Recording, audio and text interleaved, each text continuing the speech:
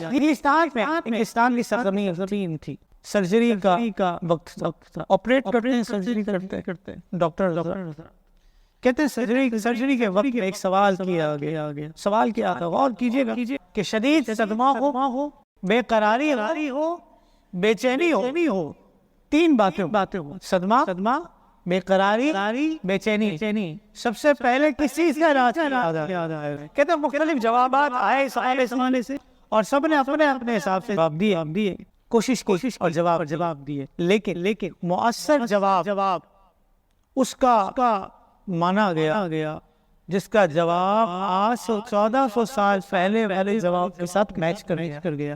1400 سال پہلے کس نے جواب دیا ہوتا ہے؟ اس نبی نے جس کا کلمہ میں نے اور آپ نے پڑھا، وہ 1400 سال پہلے بتا گئے کہ ان حالات میں یہ کرنا چاہیے، نہ صدمے کا علاج کرنا چاہیے، نہ بے چینی کا علاج کرنا چاہیے، نہ بے قراری کا علاج کرنا چاہیے۔ انہوں نے حدیث دے دی۔ حدیث کیا ہے؟ نبی آخری صلی اللہ علیہ وسلم فرماتے ہیں انت الرفیق واللہ الطبیب۔ چھوٹا سا ہے لیکن اتنا بڑا اس کے مانا موجود۔ فرمایا انت الرفیق واللہ الطبیب، تم دوست ہو، اب دوست کا نام کیا ہے؟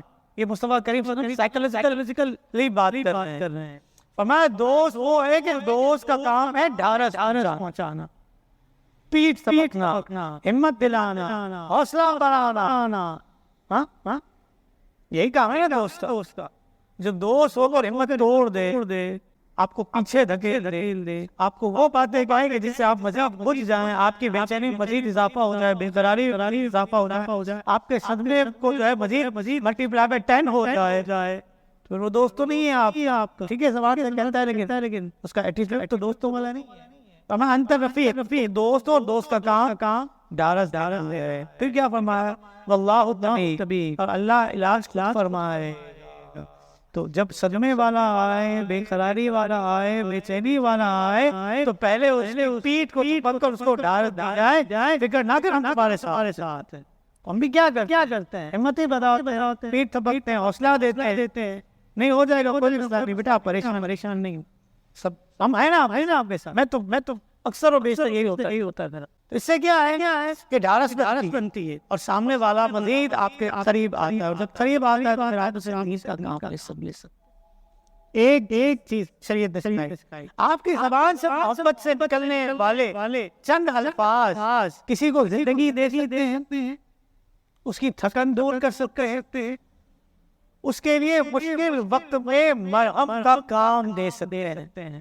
چند الفاظ، آپ کسی ٹوٹے ہوئے کے سر پر ہاتھ رکھتے ہیں، اس کی پیٹھ پر ہاتھ رکھ دینا، بیٹا میں آپ کے ساتھ، آپ کا یہ جملہ اس کی ہمت اتنی بڑھا دے گا۔ جو ٹوٹا ہوا آیا ہے، جو آپ کے سامنے آ کر آنسو بہا رہا ہے نا، اس کو آپ گلے لگا لینا تو مسئلہ حل ہو جاتا ہے۔ اس مضمون کو مصطفیٰ کریم نے ایک اور انداز سے بیان کیا۔ فرمایا جب تم کسی مریض کے پاس جاؤ تو اس کی اجل کو مہلت دو۔ اجل کو مہلت دو سے کیا مراد ہے؟ اسے امید دلاؤ اور حوصلے والی بات کرو۔ نہیں یار میری پھپھی کا انتقال اسی مرض میں ہوا، اب وہ 4 دن پہلے مر جائے گا بیچارہ۔ یہ ہے اس معاشرے میں، یہ ہے اس معاشرے میں معذرت کے ساتھ، یعنی کہ ہمیں بیماروں کی تیمارداری کرنا بھی نہیں آتی، بجائے اس کے کہ اس کو حوصلے والی بات کی جائے۔ جتنا بھی سیریس ایل ہے، وہ جتنا بھی سیریس کیس ہے اس کا، چاہے جائے کہ کینسر کا ہی مریض ہے، بالکل آخری اسٹیج پر ہی ہے، لیکن میرا اور آپ کا کام یہ تھوڑی ہے کہ آپ یہ کہیں گے بس اب 2-4 دن کی بات ہے، ڈاکٹر نے تیرے بارے میں مجھے یہی کہا ہے، تو وہ 2-4 دن کیا 2 گھنٹے میں بیچارہ نمٹ جائے گا۔ لیکن کرنا کیا ہوتا ہے؟ ایسے وقت میں اس کو ڈھارس دینی ہوتی کہ نہیں آپ فکر نہیں کریں، انشاءاللہ صحیح ہو جائے گا، اچھا ڈاکٹر ہے، اچھا ٹریٹمنٹ چل رہا ہے، یہ میڈیسنز جو ہے وہ اچھی ہیں، اس طریقے سے آپ اس کو ڈھارس دلائیں۔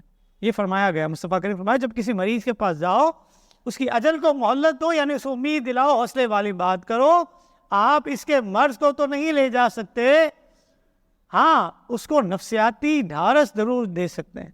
یہاں پر مصطفیٰ کریم صلی اللہ علیہ وسلم نے یہ نفسیات بیان کری۔ مریض کے پاس آ کر کرنا کیا چاہیے؟ پہلے اس کی بات سننی چاہیے، حالات کا جائزہ لینا چاہیے. جو بھی بیان کر رہا ہے ہمدردی کا ذہن رکھ کر اس کو سنیں, اس کی امید اور حوصلے کو ٹوٹنے والی بات نہ کرے تاکہ وہ اپنے مرض کو خود پر مزید حاوی نہ کر لے. اس نفسیاتی پہلو کو قرآن نے بھی بیان کیا پتہ ہے آپ کو کہ ہم تمہیں دکھ بھی دیں گے, تکلیفیں بھی دیں گے, مالوں کی کمی بھی ہوگی, پھلوں کی کمی بھی ہوگی, جانوں کی ہلاکتیں بھی ہوں گی. یہ سب تمہیں کرنا پڑے گا, ان سب کو تمہیں فیس کرنا پڑے گا, لیکن تمہیں کیا کرنا ہے؟ فرمایا زباں پر شکوائے رنج و علم لایا نہیں کرتے, نبی کے نام لیوا غم سے گھبرایا نہیں کرتے.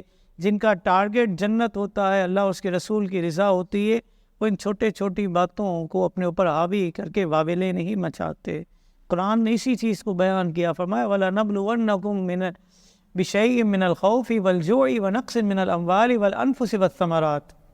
تمہیں ہم خوف سے, بھوک سے, مال کی کمی, جانوں کی کمی, پھلوں کی کمی سے آزمائیں گے, لیکن تمہاری زبان پر شکوہ نہیں ہونا چاہیے, شکایت نہیں ہونی چاہیے, واویلا نہیں ہونا چاہیے.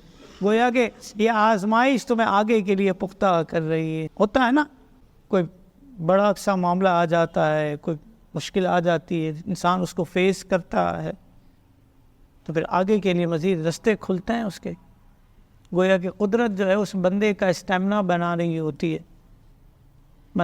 اسٹیمنا. واقعی اگر یہ ہمیں ہرڈلز نہ آئیں تو پھر ہم زندگی میں پختہ کیسے ہوں گے؟ پھر قرآن کیا کہتا ہے؟ فرمائے جو ان سب باتوں پر خاموشی اختیار کرے, رب کی رضا پر راضی رہے, تو فرمائے وبشر الصابرین, تو ایسے صبر کرنے والوں کو خوشخبری دے دو کہ الذین اذا اصابتهم مصیبت قالوا انا للہ وانا الیہ راجعون, کہ یہ وہ لوگ ہیں کہ جب ان کو مصیبت پہنچتی ہے, دکھ پہنچتا ہے, تکلیف پہنچتی ہے تو کہتے ہیں اللہ کے بندے ہیں, اسی کی طرف لوٹنا ہے. جب بندے ہی اس کے ہیں, اسی کی طرف لوٹنا ہے, تو پھر پریشانی کس بات کی؟ پھر رب فرماتا ہے کہ میرا بندہ جب یہ بات کر لیتا ہے تو پھر رحمتوں کے دروازے کھلتے ہیں. فرمایا اولئک علیہم صلوات من ربہم ورحمہ واولئک هم المہتدون, یہ وہ لوگ ہیں کہ ان پر اپن کے رب کی درودیں ہیں اور رحمت, اور یہی لوگ راہ پر ہیں. پہلے رب العالمین جو ہے اس مصیبت سے گزارتا ہے بندے کو, پھر اس کا امتحان ہوتا ہے کہ کتنا چپ رہا, خاموشی اختیار کی, صبر کیا, رب کی رضا پر راضی رہا. پھر فرمایا جب یہ دو باتیں ہو جاتی ہیں تو پھر رب کی رحمتوں کا نزول ہونا شروع ہو جاتا ہے. تو یہ انسان کو رب العالمین نے سکھایا. حضرت ابو سعید خدری فرماتے ہیں کہ خندق کا معاملہ تھا, غزوہ خندق. یہ وہ غزوہ تھا کہ سب سے پہلے خندق کھودی گئی تھی. اس سے پہلے کسی بھی غزوات میں خندق نہیں کھودی گئی تھی.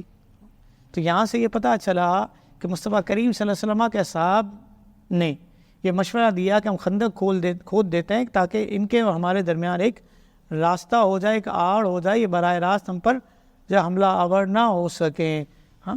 کیا پتہ چلا کہ صحابہ اکرام علیہم رضوان کریٹیو مائنڈ تھے, کریٹیو مائنڈ.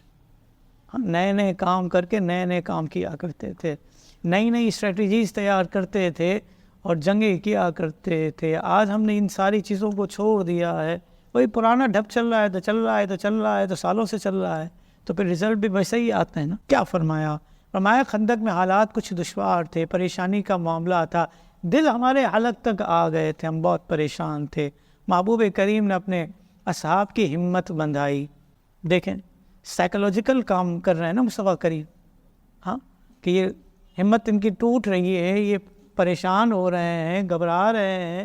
کیا کرنا ہے؟ ہمت بندھانی ہے کہ کھڑے رہنا ہے, ہم نے ان کا مقابلہ کرنا ہے. یہ کیا حیثیت رکھتے ہیں, ان کو سب کو مار بھگائیں گے. یہ کچھ اور تھا, یہی تھا.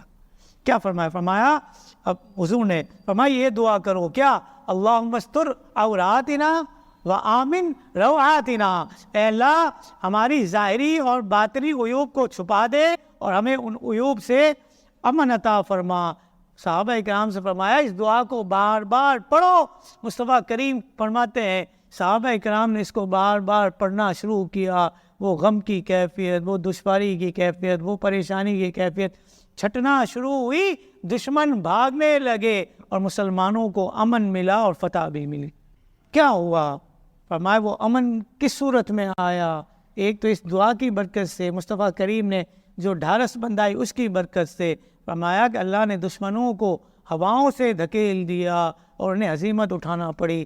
ہم نے کہا جو ہوا دشمن پر چلی ان کو جو ہے دور لے گئی, لیکن یہی ہوا جب مسلمانوں کے لیے آئے تو فتح کی نوید لے کر آئی. ہوا تو اسی مقام پر چلی نا, لیکن دشمنوں کو برباد کرنے کے لیے, اپنوں کو آباد کرنے کے لیے یہ مصطفیٰ کریم کی اسٹریٹجی تھی یہاں پر کہ حضور علیہ الصلوۃ والسلام فرمایا کہ ساتھ ہی ساتھ ہمیں روم اور ایران کی فتوحات کی بھی خوشخبریاں دے دی گئیں کہ مسلمانوں کو ملنے والی مسلمان ان علاقوں کو فتح کر لیں گے. مزید اسلامک اور معلوماتی ویڈیوز دیکھنے کے لیے لائک، شیئر اینڈ سبسکرائب کے بٹن کو پریس کرنا ہرگز نہ بھولیں.